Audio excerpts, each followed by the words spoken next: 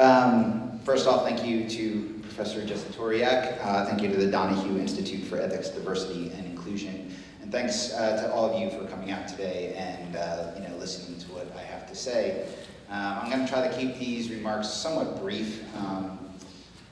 I'd really like to have a conversational component here. I'm happy to answer questions. As a journalist, I think one of the reasons I've made a career of this is I'm really good at getting very focused on the subject for 6 weeks, learning everything I can about it, and then moving on.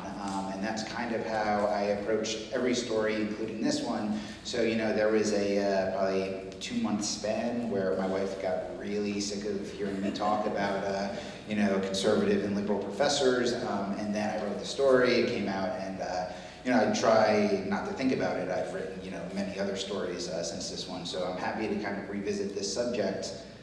And it's it's kind of crazy. It's a little bit gloomy day out, but it's really nice to be on a college campus. And I think it was a year ago I was busy reporting this story.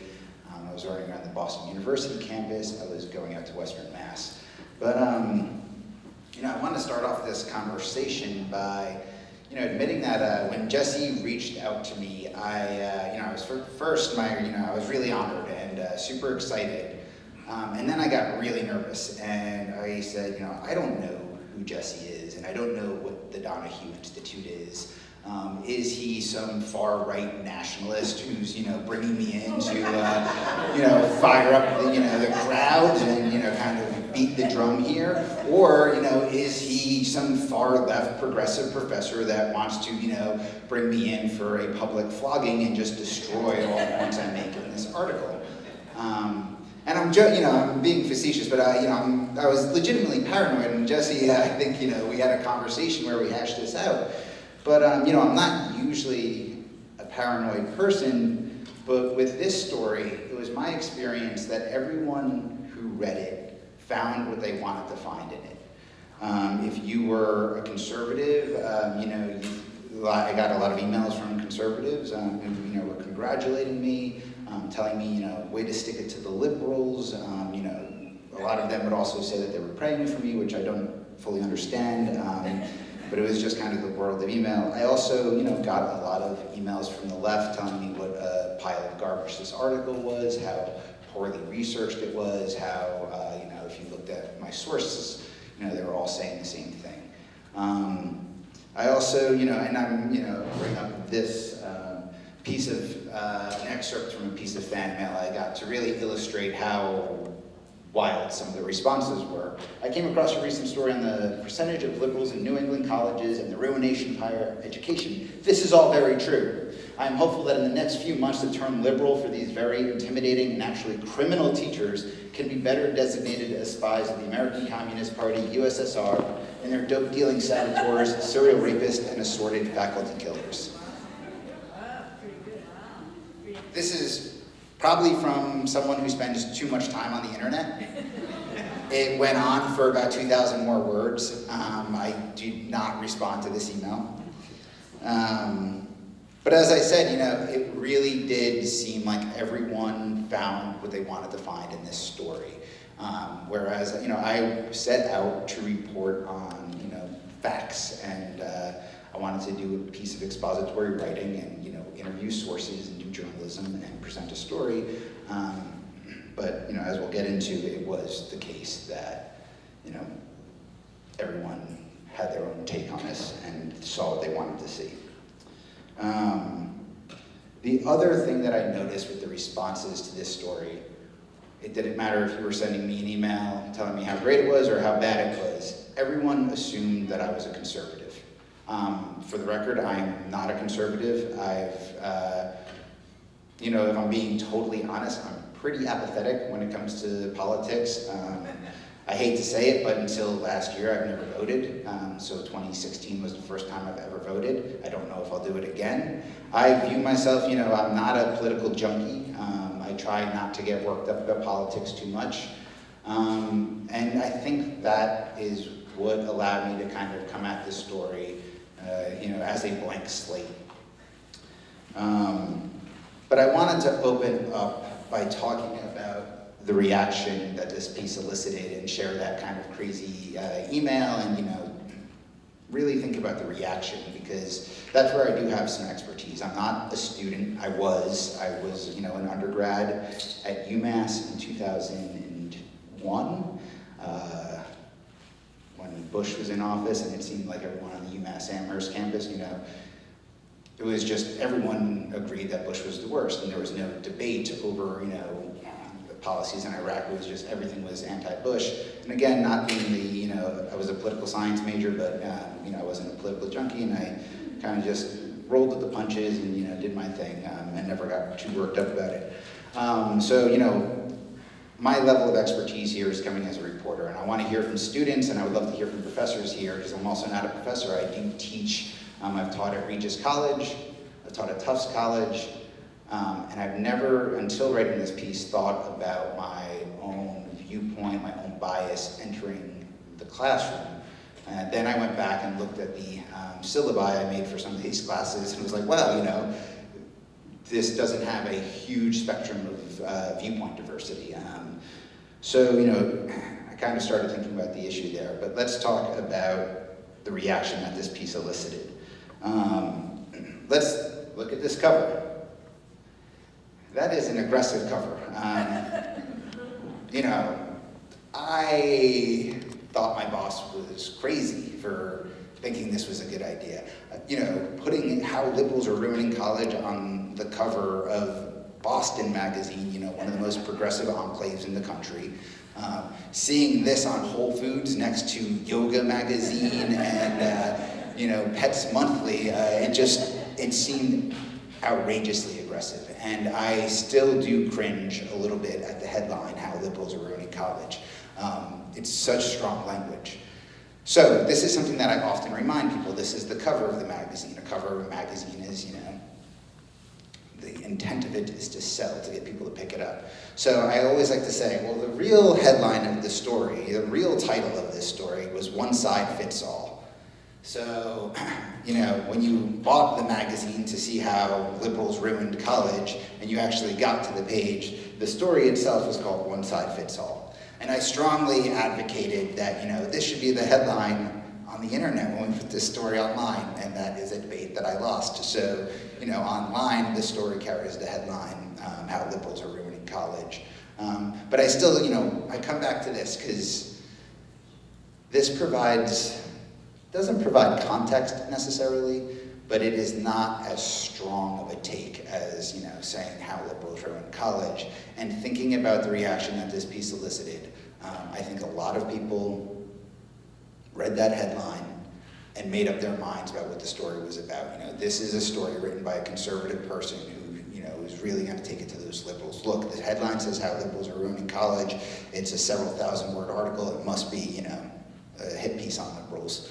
I still think about this all the time. It was such an aggressive headline. So how did we get to the point? How did, I end up in editorial meetings where, we were talking about whether this was a good idea for a cover.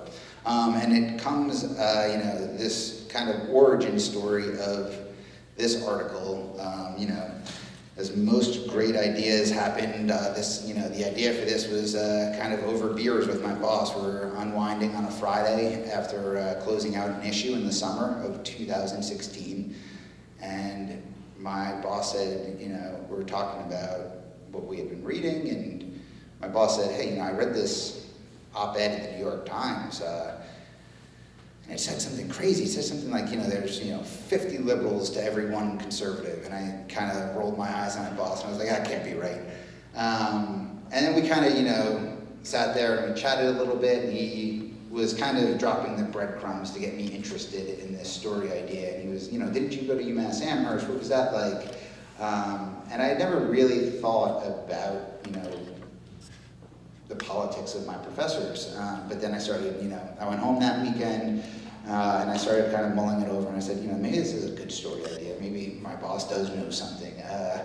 And he either emailed me or I went online, and I found the New York Times op-ed.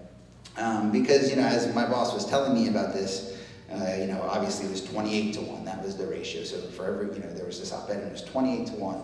So then, all right, maybe the numbers are true, but surely the person who was writing this op-ed, I kind of convinced myself, had to be a quack or, had to have a very strong, bend or manipulate the data to serve the conservative argument.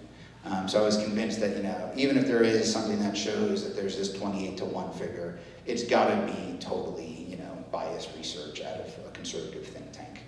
It wasn't. It was by a professor who identifies as a centrist. His name's Sam Abrams. He's at Sarah Lawrence College in New York, a very, respected liberal arts college. He went to, Harvard for his doctorate.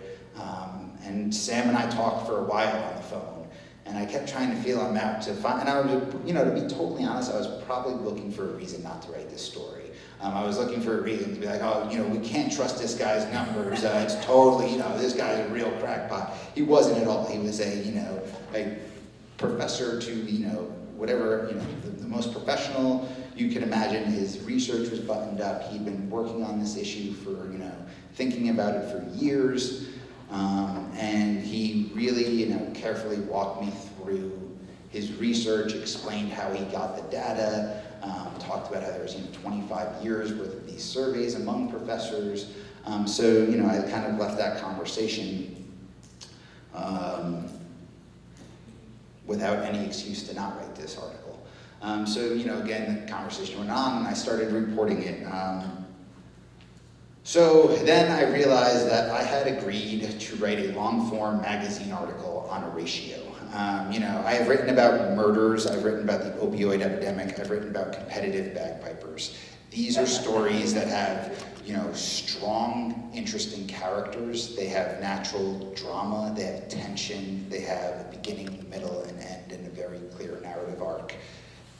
Now I had somehow had to figure out how am I going to write a story on a ratio that's 28 to 1. I don't fancy myself a think piece writer. I fancy myself a reporter. There are plenty of people out there who can sit down and, write think pieces on, any subject that comes to mind and just crank out, kind of, maybe more opinion than reporting, but that's not what I do. So, I put my reporter cap on and, all right, so there's this ratio. There seems to be a lot more progressive professors than conservative professors in New England. That's really not that big of a surprise. How am I going to report this? How am I going to actually make a story out of this?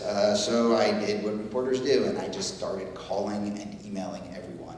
I was reaching out to, I was just blanketing, not like, not mass emails, but I was just going through political science departments, sociology departments. I was really interested in social sciences. So I was going through all the nearby schools, emailing professors.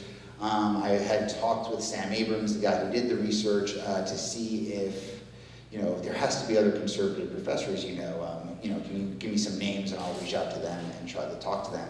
And, I'm a pretty optimistic guy, and I was like, who wouldn't want to talk to me about this?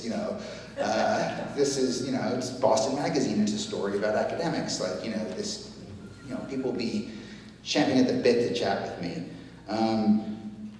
So I, got a handful of conservative professors, and it turned out none of them wanted to talk to me at first. So here are 2 quotes I got from professors declining to talk. I'd rather not, but thanks for asking. I'm weary of the subject. Plus, I have to live in this environment.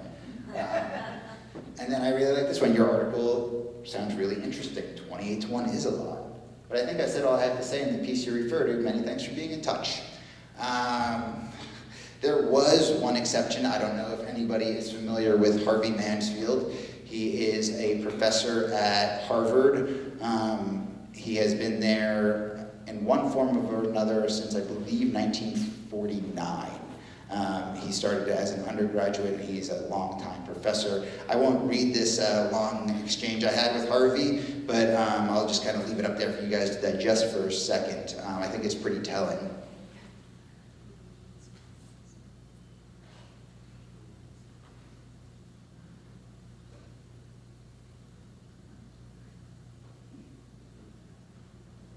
Harvey is not a man to mince words, as you can tell. But at the same time, I started worrying because I had this really wonderful conversation with Professor Mansfield, and he wasn't the person that was going to make this story work. He certainly had an interesting perspective here and very valuable insight, and he was certainly a fearless commentator. But his comments were kind of divisive. Always means more liberals of different colors are wearing skirts. I wanted to elevate this story and have a more nuanced take.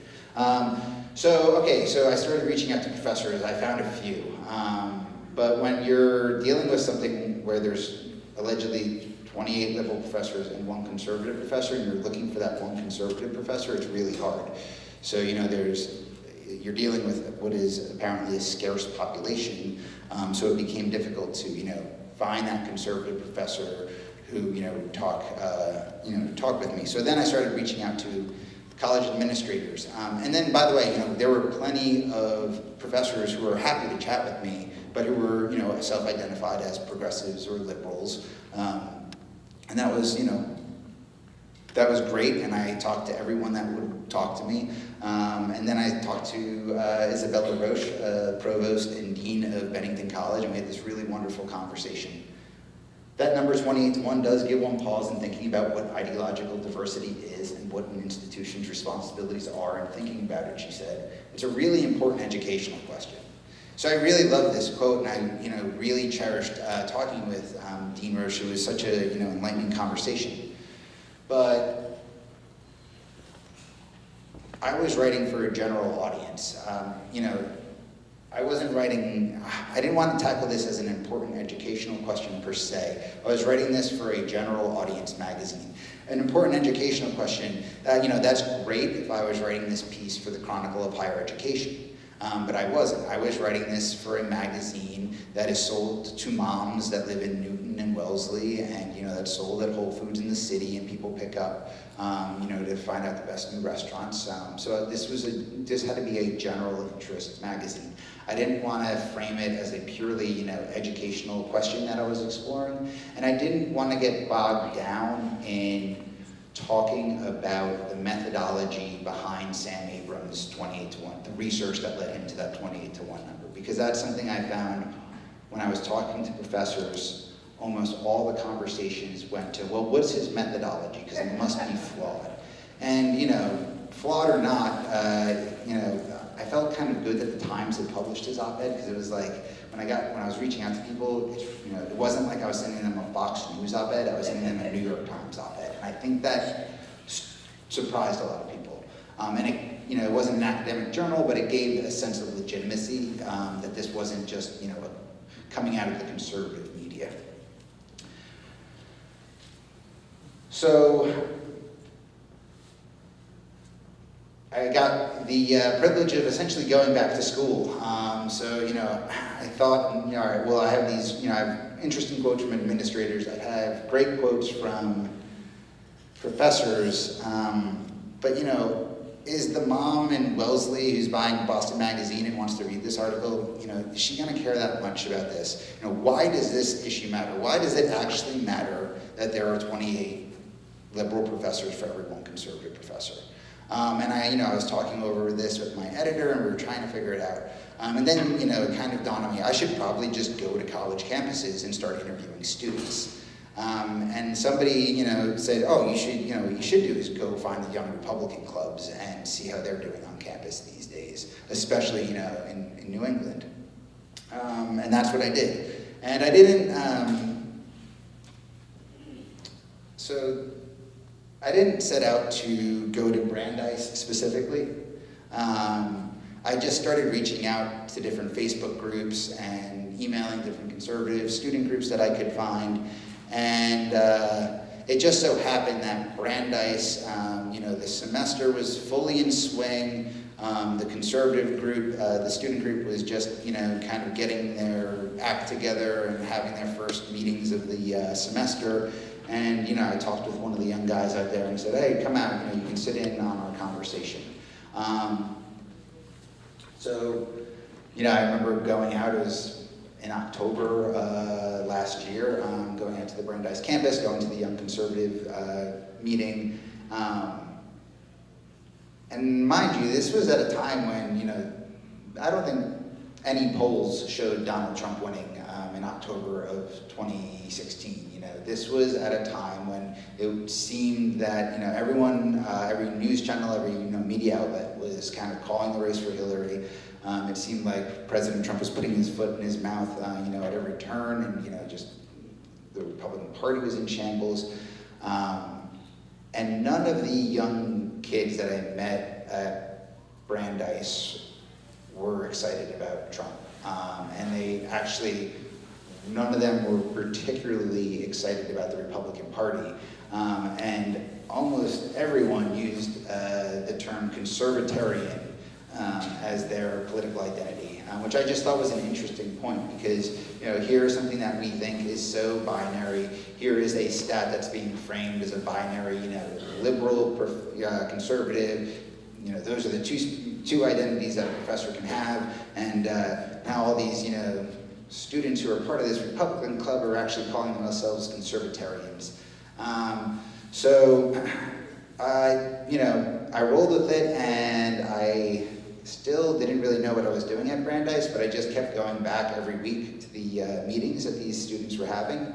And kind of got to know them a little bit. They became more comfortable having me in the room, so their, conversations could flourish a little bit more organically, and I feel like they maybe let their guard down a little bit.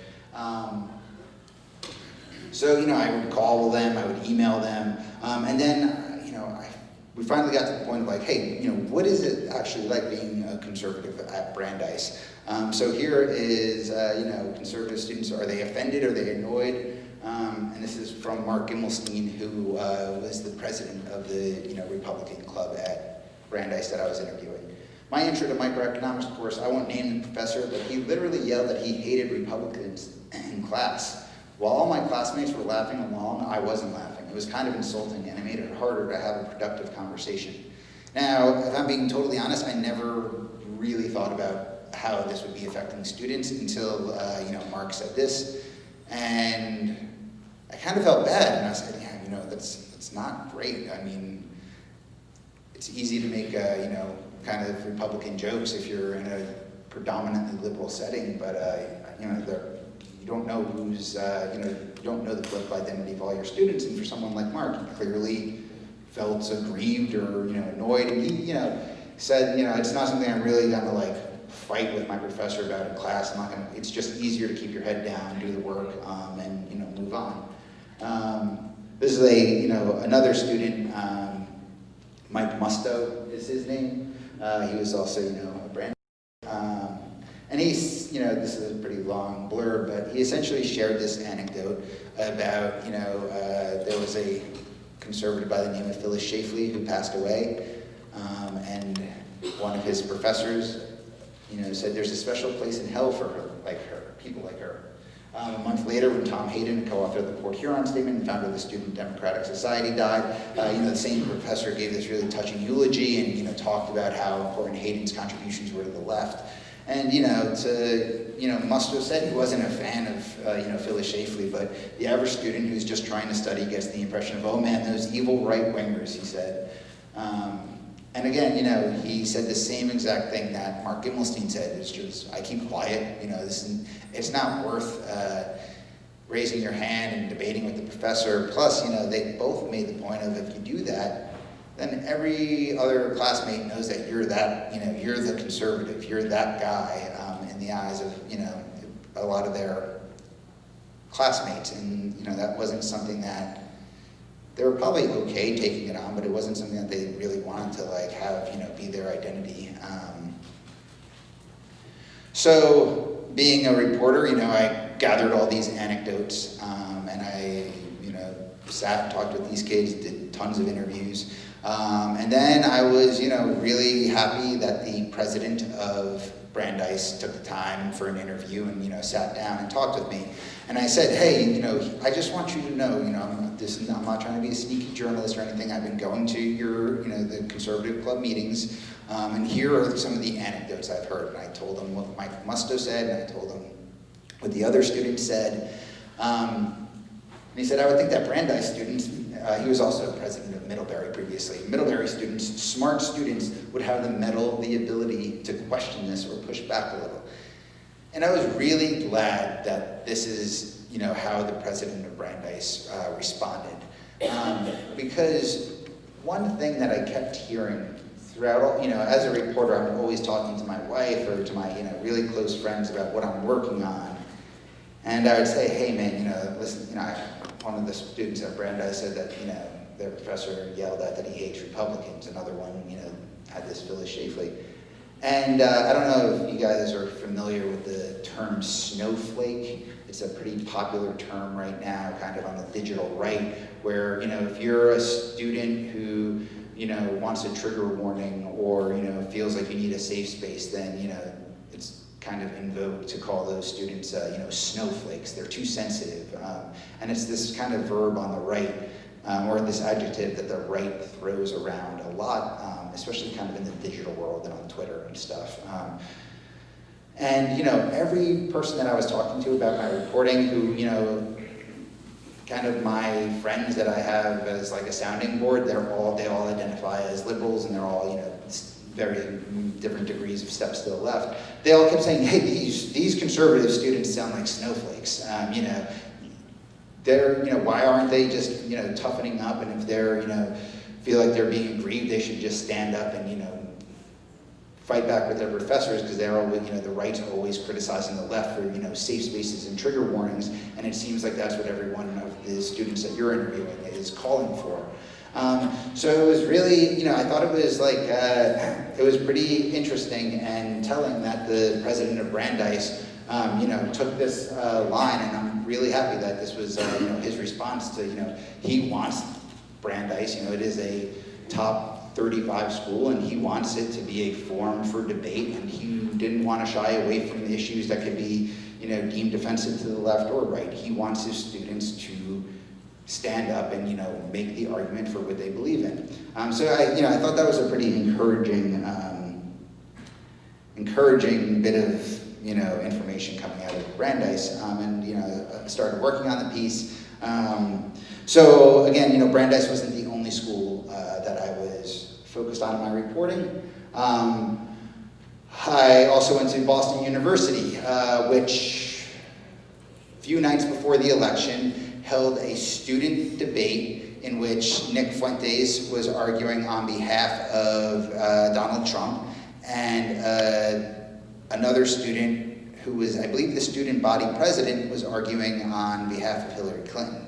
Nick Fuentes he was a young freshman at Boston University, who Boston University made a series of videos of how are you voting this election, showcasing different students.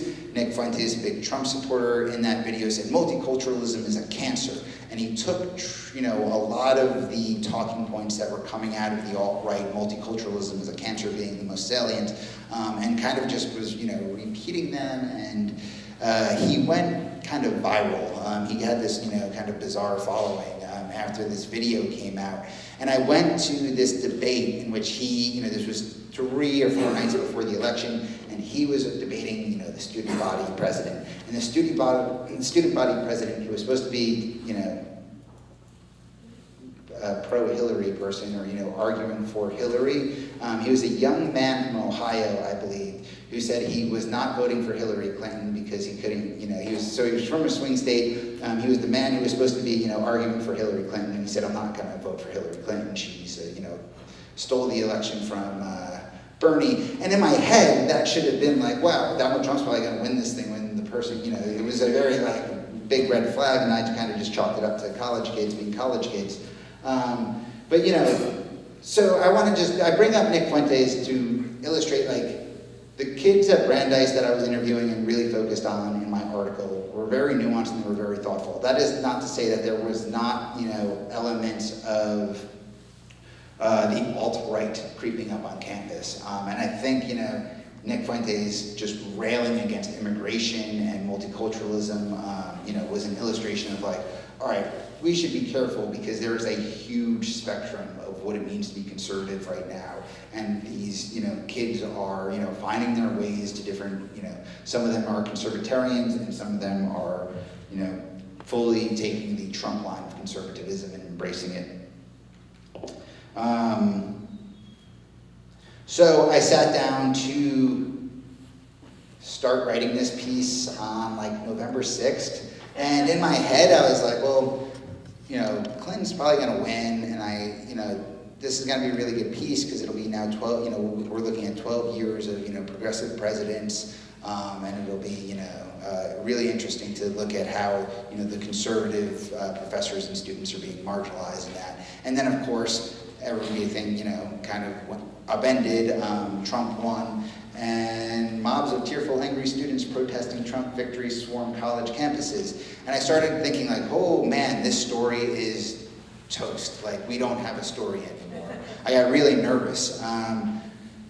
And I continued to be really nervous. And then something called the Professor Watchlist came out on November 22nd. It was a few, maybe weeks after the election.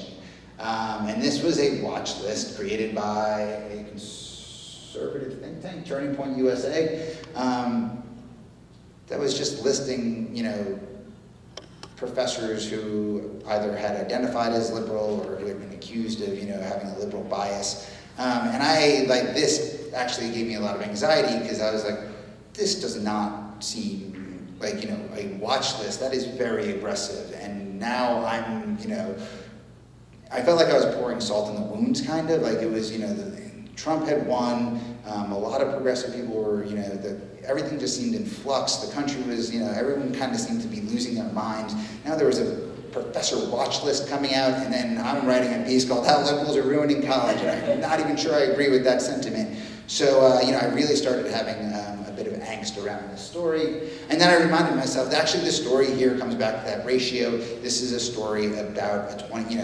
whether Trump's in office, whether there's a liberal watch list, none of that matters.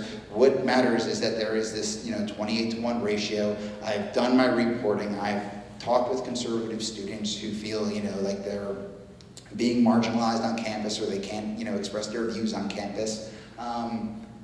And then, so I sat down and, I started thinking, and I kind of made the, I don't know, maybe this is true, maybe it's not, but I convinced myself, like, actually, in the wake of the Trump presidency, when I was thinking about those students at Brandeis, none of them were big Trump supporters. None of them, I think, were Trump supporters at all. And now it probably is even harder to be a conservative on campus because you're just kind of, if you're a conservative, then you must be a Trump supporter. So that, it seemed like it would just, everything was being amplified. The tensions were higher than ever. So I sat down, wrote the article. I went through a very lengthy editing process. We went through 4 or 5 drafts. Came out, in January 2016. No, I'm sorry, January 2017. It came out, I got all those emails. People loved it, people hated it, people told me I was a genius, people told me I was a moron. And then I did my thing. By the time this story was coming out, I was already writing a feature story on the CEO of LL Bean. So, I had moved on. But, since the story, we've had a conservative, Charles Murray, physically confronted at Middlebury on campus, which is a pretty high-profile national happening. Brandeis, I just heard on the radio, is canceling the staging of a play because of students' concerns over the playwrights, how he depicted certain characters. White nationalists and neo-Nazis have marched on the University of Virginia, leading to deadly clash.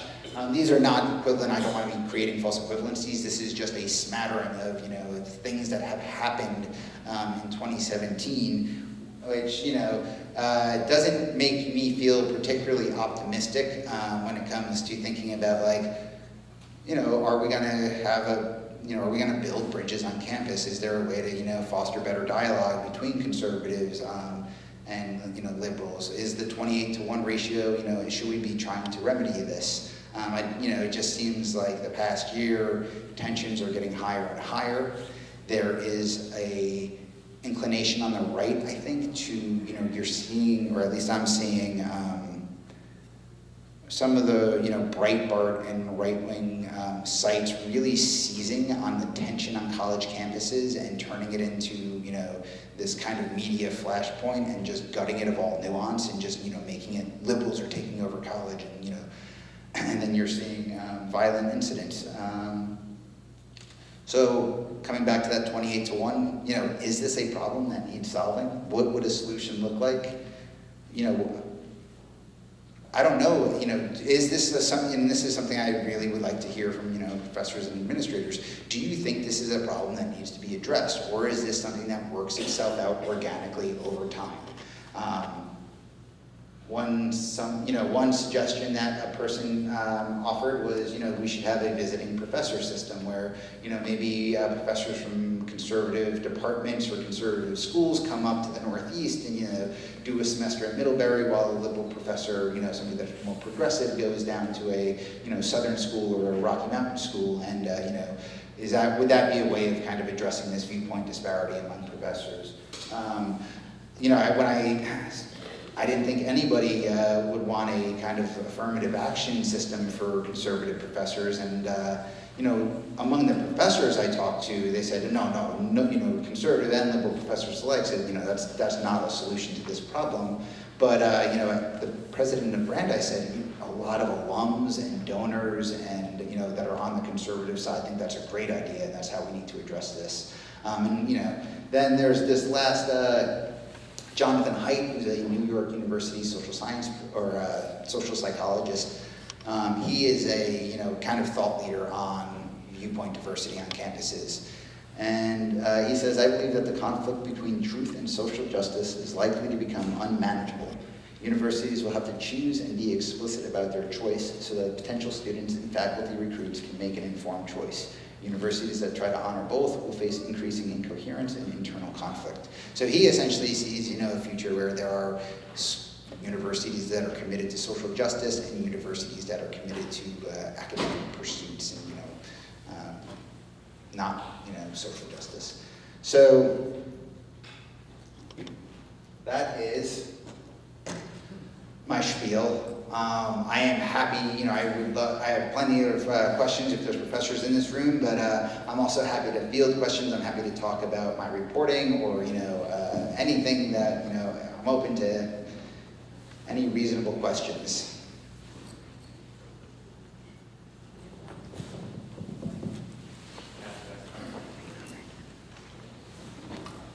Hi, teach psychology here. I appreciated your article. I actually bought it at Whole Foods. Did you buy it because of the cover? Oh yeah, I was like, well, I didn't know.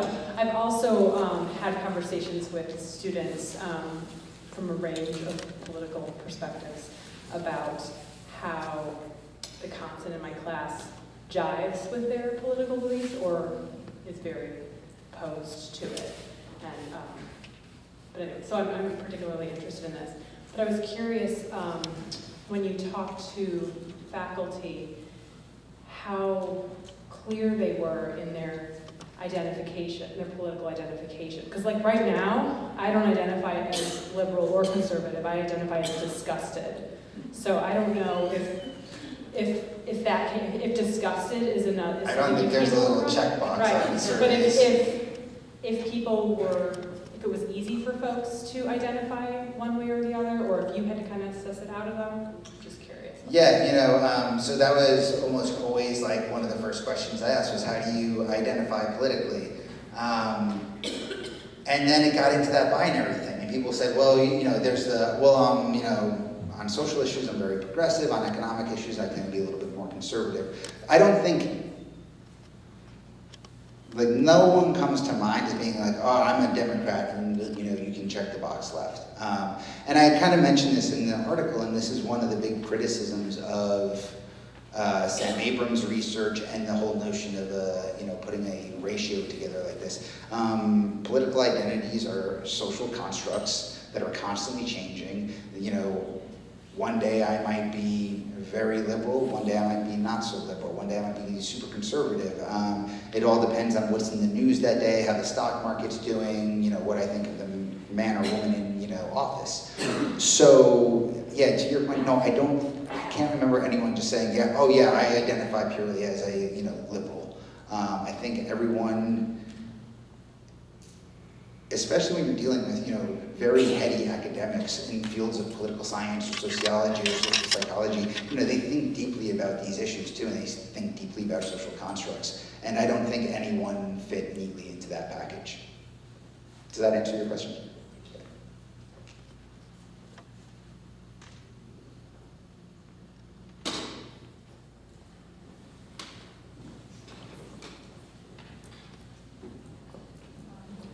I've been trying to take notes. I'm Marcia Merck, and I'm also in the psychology, social sciences program. So I was confused about a couple of things. I had some, hopefully this will all come together.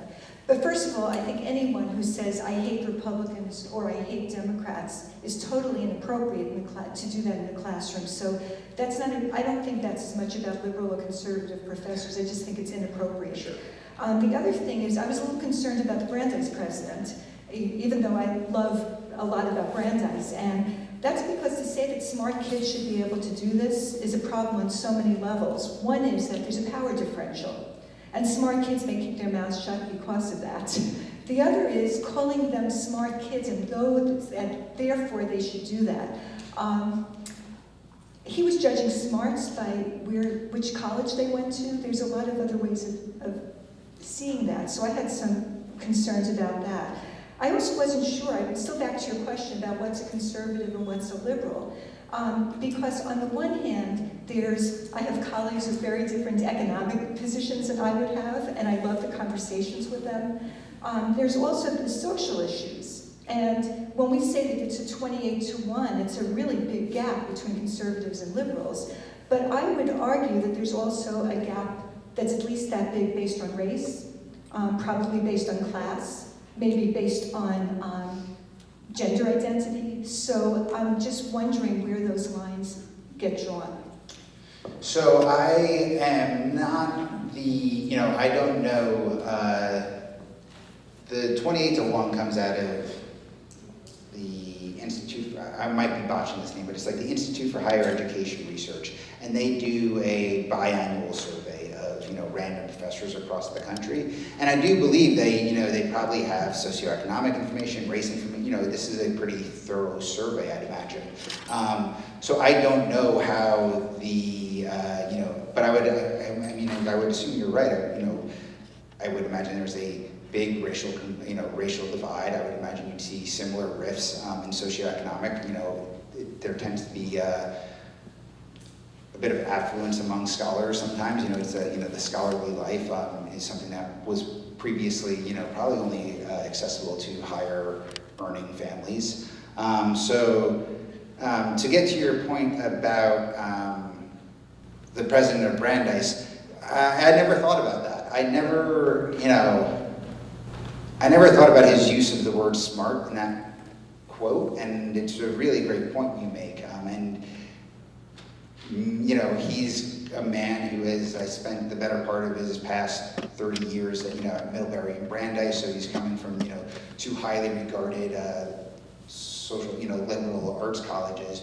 So, yeah, maybe, I think, his use of the word smart might, you could easily take issue with how he kind of phrased that statement.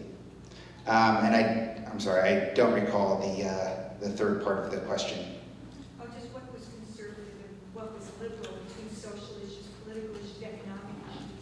And this is something that it's so hard to, it seems like going back to, these are just one day you're something and one day you're not, and maybe even the stock market booms and all of a sudden you're very interested in conservative policy, fiscal policy. But I will say that Paul Krugman of the New York Times, has written extensively on Sam Abrams' research, and he makes the argument, that the higher education, there's a pretty good amount of research showing that the higher education level that someone attains, the more liberal they tend to be. And what is the other component of this? That, how the Foxification and now the Trumpification of the Republican Party may have pushed a lot of higher educated people who identified as conservatives over to the left and changed their political identity. And that's something that Krugman argues in the New York Times pretty thoroughly. And it would be, if you're interested in I would point you to Paul Krugman's articles, because it's a very valid point. And I think, when you look at how the definition of conservatism and you can kind of look at like how the Republican Party has changed over the past 20 years, it very well might be the case that you see some brain drain. You see the higher educated, PhD, holders going and identifying more as, a step to the left as opposed to a step to the right.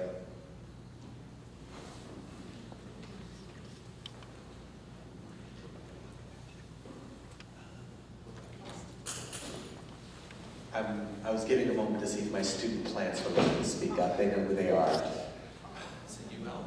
There we go. Alex is not a plant. Even better. I just have a few comments and questions and statements to make. One, I always like to listen on both sides of the story. I like to always be open to hearing what someone's opinions are. Actually, I fall more to the left, if I had to say, but I'm also a straight, able-bodied male, come from upper middle class, so it's easy for me to be going for one side, but then at the same time, I'm also benefiting from things of society that work for those type of people. I just feel like I actually have a class where I feel like my professor is unbelievably unfair in how liberal she is. And sometimes I just try to argue the other side, even though I don't genuinely believe in it, and she generally doesn't give me a chance, or any of the other students a chance. So that's something where I'm agreeing with you, however I don't agree with everything else. At the same time, there's a lot of students that fall to the conservative side on this campus, and this is an event that gives them the opportunity to speak their part. And I know there's a few people here, and I don't know everybody, so I can't assume which side you fall for, but I wish there were more conservative students that I know that go to the school here and speaking up their part, because this is a chance for them to do so. I think that's where they should come, so I feel like they have their opinions, but they don't want to always put them into action when they have the chance to do so. That could also be my own opinion, but yeah, thank you. Well, yeah, and you're also trying, maybe some of those conservative students don't want to be, quote unquote outed as a conservative for coming here and, standing up and saying, oh, I agree with every point you made in this article or something like that. So it's just, you never know really how these people, how anyone wants their political identity to be shared and revealed, and to what extent. Hi. I actually never read your article, but That is saw okay. the cover. But I came here today because I also am someone who is very interested in hearing different opinions and hearing what people say and talk. And I do agree this is a time for a lot of because it's easier for a lot of liberals who do go to a liberal college because you're surrounded by other liberal people, so you always have the chance to talk. But now it's nice to hear other people's opinions and to see how the voice, because there are conservative kids here, and I even though it's yes, I am liberal and I am an activist, and I will admit it because I have no shame. I do feel we do also have to be open to the conservative sides. Yes, I may not agree with everything that a lot of alt-right conservative people will say, but I will say they are entitled to their opinions because they are, as people and as an activist, we have to be able to listen to both sides. That is the job of an activist, is to be open-minded and to be able to assimilate everyone into a culture, which is our American culture. It doesn't have to be divided into groups. And so I am happy that I did come and I listened to what you had to say, even though it was interesting because I thought you were going to be conservative, but you're not. So that was very interesting to see. But I think that also left out a lot of the biases, which was also very nice to hear. And yeah, I don't know, like I expected a lot more conservative kids here, because I was very, like, I just wanted to see what they had to say and like listen to them. Like, I'm not here to beat people up, like I'm not one of those activists, I'm just here to listen, like that's all I'm here to do. But I think, you kind of hit on one of the, and in the article I talk toward the end, just, I think it's really important, and we're kind of at a very important juncture, that we cannot let academic spaces devolve into hyper-partisan zones. This is one of the few places left where, you can kind of transcend all the bickering, turn off, the 24-hour news cycle and think and listen and learn. And it shouldn't be, that you're learning from a conservative or that you're learning from, a liberal. It should just be that you're, learning and growing intellectually. And it seems that every day that's at greater risk. The more that this is politicized, the less kind of the sanctuary of the college campus seems to be more, less of a sanctuary. I'm just curious if you're interested in another article which might be looking outside of New England and going back to your data that showed that there's kind of a low percentage, which means it's kind of an average of liberal versus conservative, and where are there areas in the country that are more conservative than liberal, and showing that perhaps even at those institutions, liberal students are the ones that feel uncomfortable or intimidated, and to then be able to make the argument that both sides and institutions across the country need to think about this more, and not just focus on one particular profile. Yeah, no, it's a really valid point too. And being Boston Magazine, we were definitely focused on New England, and just in terms of like, when I heard this and I started looking, I expected that the ratio we would see the most, maybe skew conservative in the South. It was the Rocky Mountain states that had, and that surprised me, and I don't know why that surprised me, and I don't necessarily know why it is, but just an interesting tidbit.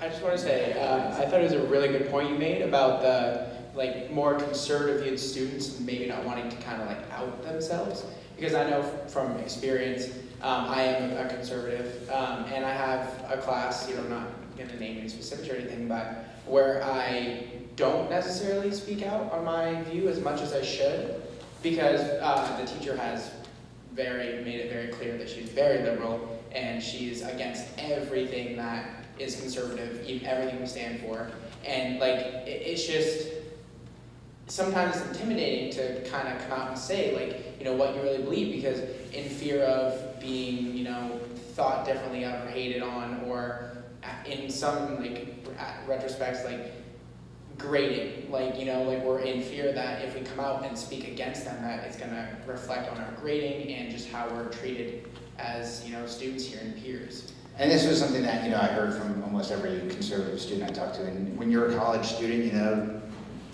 grades are pretty much the gold standard. It's why you need to do well. And almost every conservative student said, I don't want this to affect my grades. And I have one unnamed source whose name was changed. He was a young freshman, and he was really, really worried about being quoted in an article and having it affect his grades at the end of the semester. I'm pretty glad I don't need a microphone. That's all right. Good to shut down.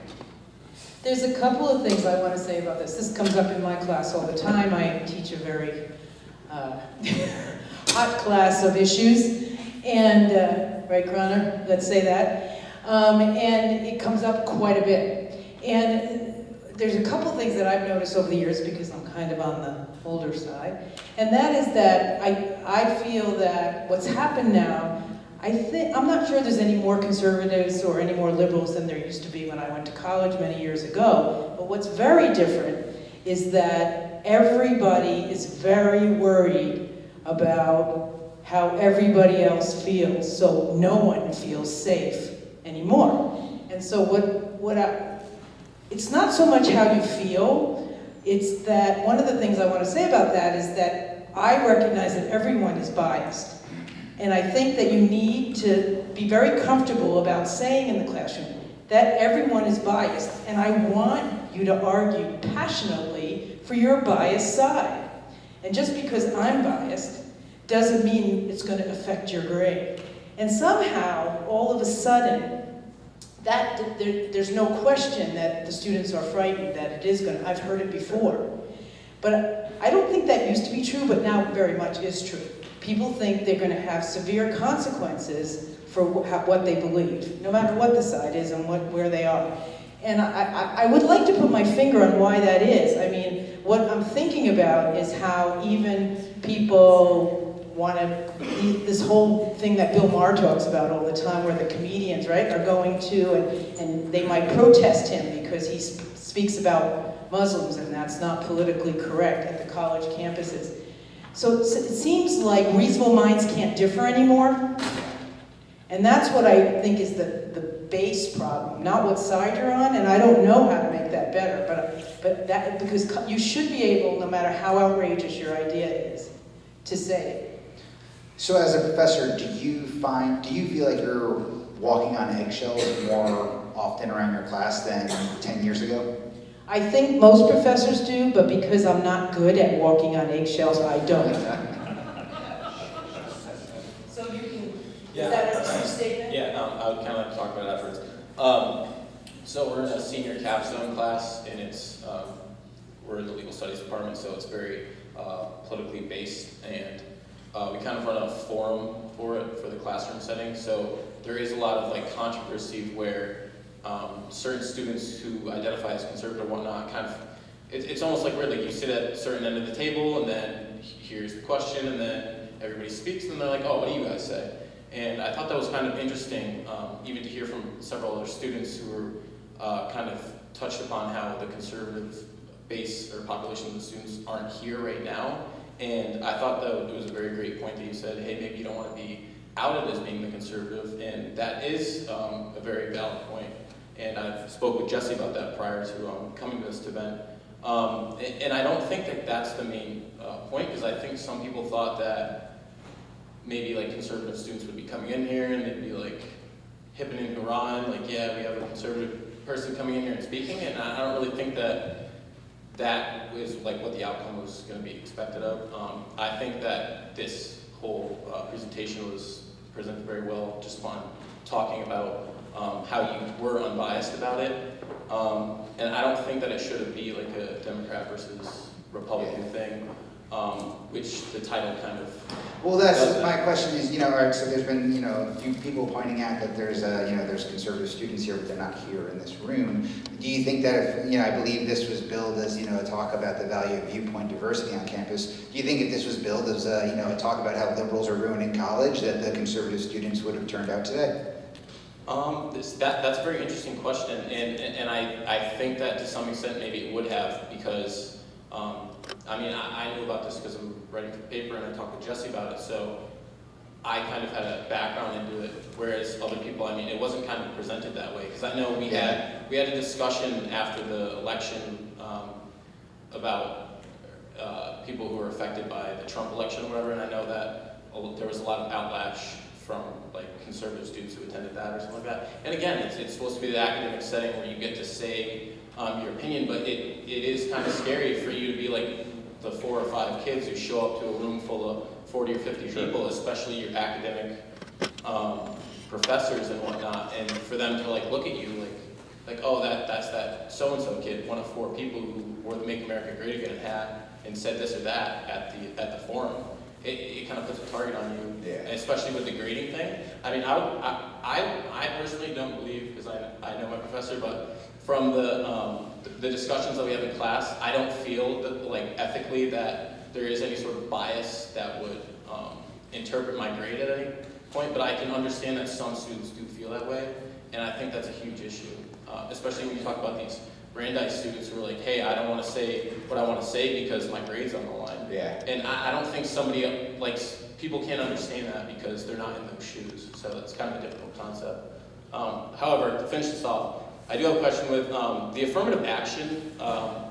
Both sides said that they think, oh, that's not a solution to the problem, and I want to know why, because if it's okay to use affirmative action for the students who are being accepted into these universities and whatnot, then how is it not okay to do the same thing for the faculty? Like, it should work from the top down. So I might botch this a little bit, but I do believe that, you know, traditional conservative viewpoint is not for affirmative action. You know, they tend, you know, a lot of conservatives tend to be against affirmative action. So therefore, saying, hey, you know, to fix this problem, let's do something that you're against, doesn't work for them. And then on the other side of the political spectrum, it was like, no, you know, we don't need to be giving, you know, changing hiring and hiring policy preferences around political viewpoints. So that was kind of, you know, the conservatives don't like affirmative action and didn't want to benefit from it, you know, in this context. And, you know, the progressive professors that I've chatted with just did not think it was a reasonable solution to this